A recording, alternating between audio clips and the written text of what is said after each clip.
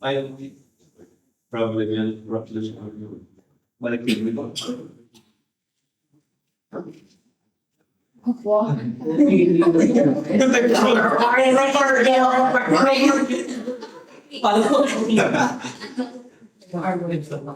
Ito ay hindi reflection siya. Ito ay real talk na naisip ko.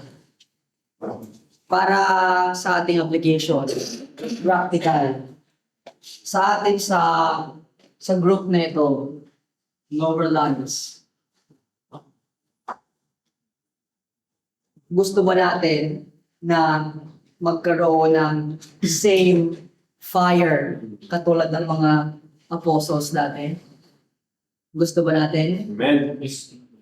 Gusto ba natin na ma-experience yung same power na meron ng early Christian church? Yes or no? Amen. Gusto ba natin na ma-experience yung same love nila for Jesus, yung devotion nila kay Jesus, na kahit anong struggle at persecution ang papagdaanan, they can go through it because of their love. Do we want that to happen here? Amen.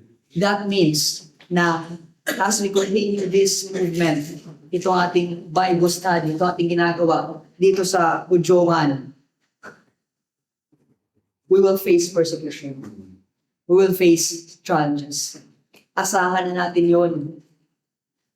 There will be times na Satan will hinder our Bible studies.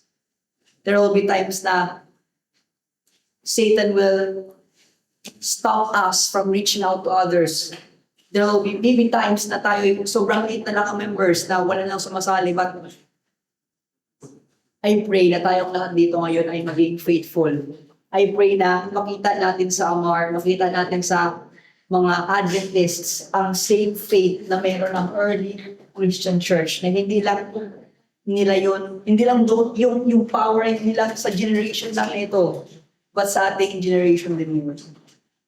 Because Jesus is coming soon, the same revival na meron sila ng early rain is promised to us ngayon through the latter rain. And naway sa ating pag-continue nito ay mas maglong pa tayo for the Holy Spirit to give us the same fire na kahit anong persecution man nating pagdaanan, we can move through it and overcome it by the love of Jesus na nagligtas sa ating buhay.